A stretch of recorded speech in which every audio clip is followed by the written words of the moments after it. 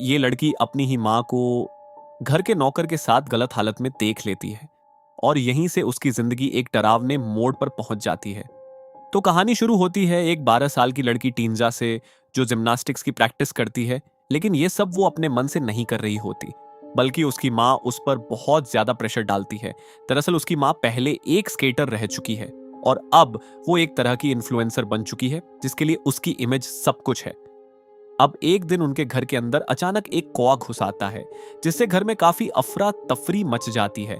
लेकिन तभी उसकी माँ गुस्से में आकर उस कौवे की गर्दन मरोड़ देती है और उसे मार देती है। इसके बाद वो टींजा को बोलती है कि वो उस मरे हुए कौवे को बाहर फेंक कर आए।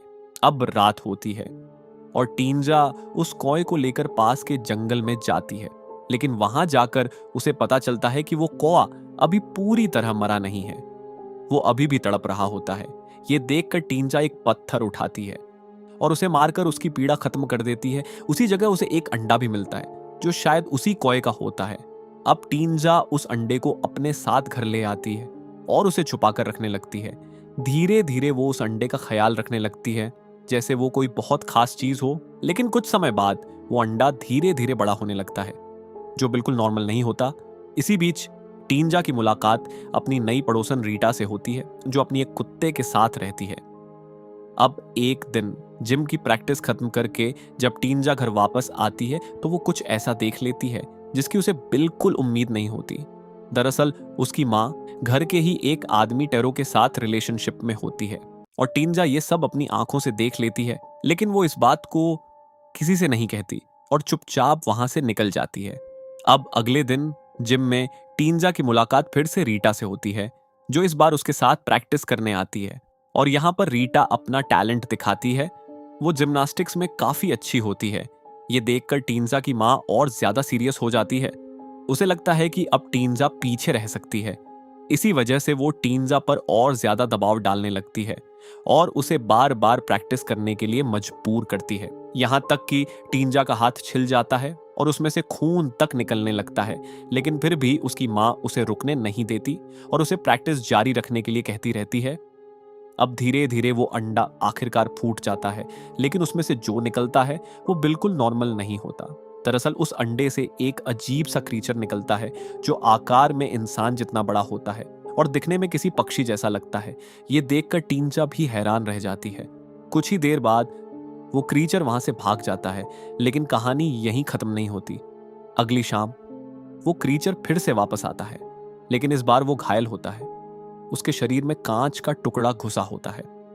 अब टींजा उसे देखकर डरती नहीं है, बल्कि उसकी मदद करती है। वो उस क्रीचर का नाम अल्ली रख देती है और उसका ख्याल रखने लगती है। यहां तक कि वो उसे अपने ही कमरे में छुपा कर रखती है और रात में अपने बेड के नीचे सुलाती है। अब एक रात जब टींजा सो रही होती है, तभी उसे अपने पड़ोस के कुत्ते रूसा के भौंकने की आवाज से इरिटेशन होने लगता है। लेकिन जब वो अचानक जागती है तो सामने का नजारा देखकर शॉक हो जाती है।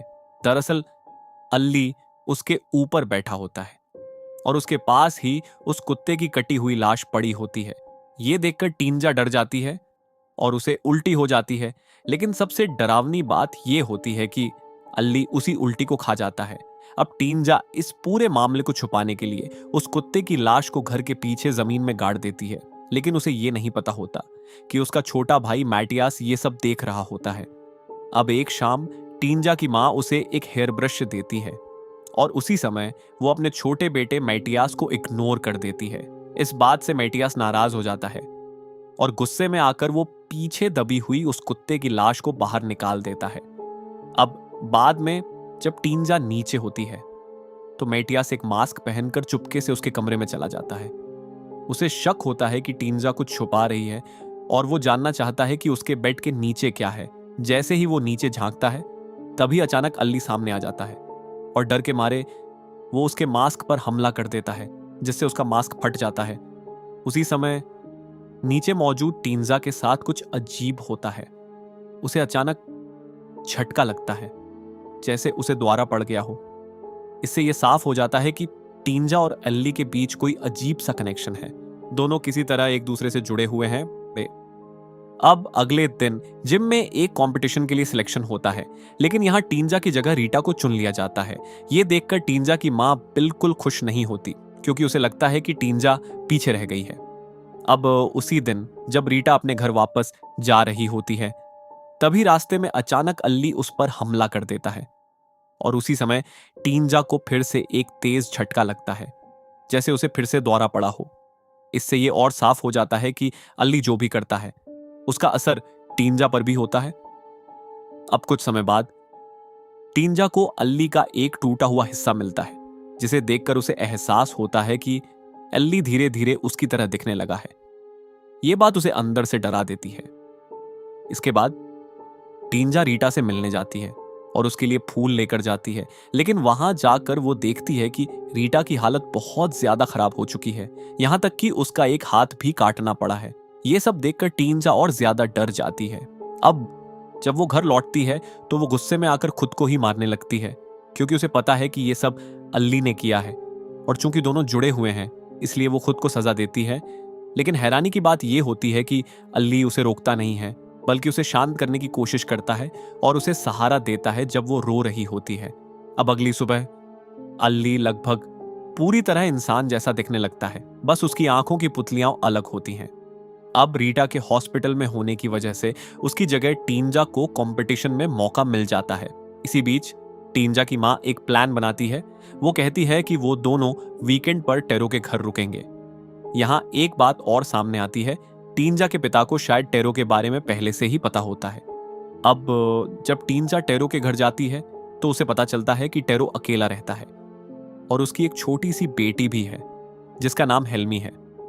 टेरो टींजा के साथ काफी अच्छे से पेश आता है और वो ये समझ जाता है कि टींजा असल में जिम्नास्टिक्स के लिए उतनी पैशनेट नहीं है। अब बाद में जब टींजा छुपकर अल्ली को खाना खिला रही होती है, तभी टेरो वहां आ जाता है।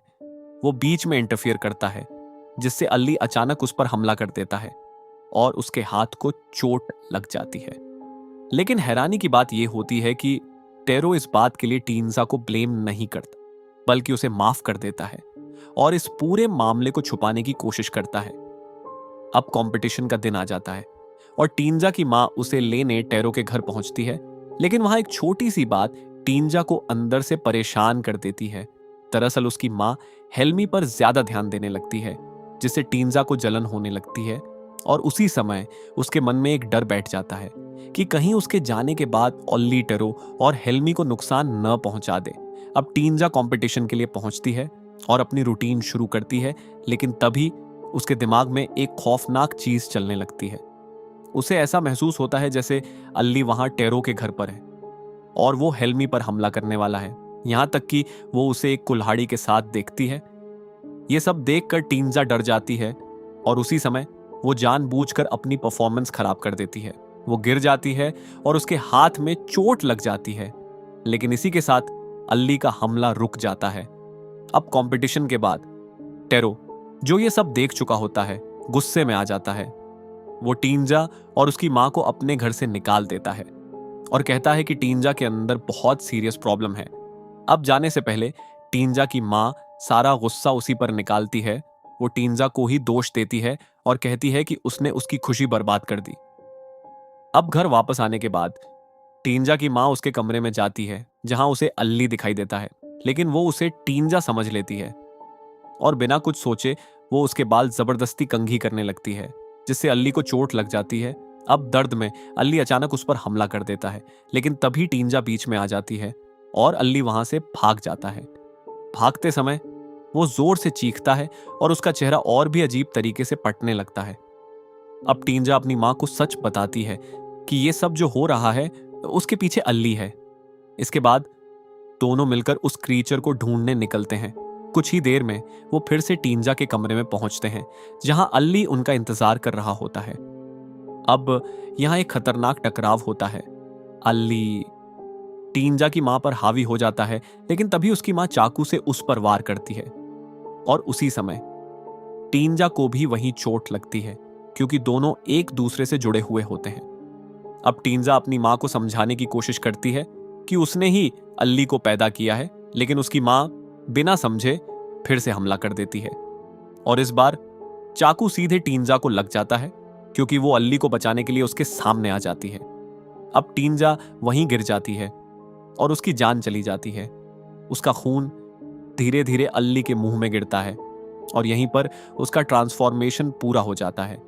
अब अल्ली पूरी तरह टींजा जैसा दिखने लगता है।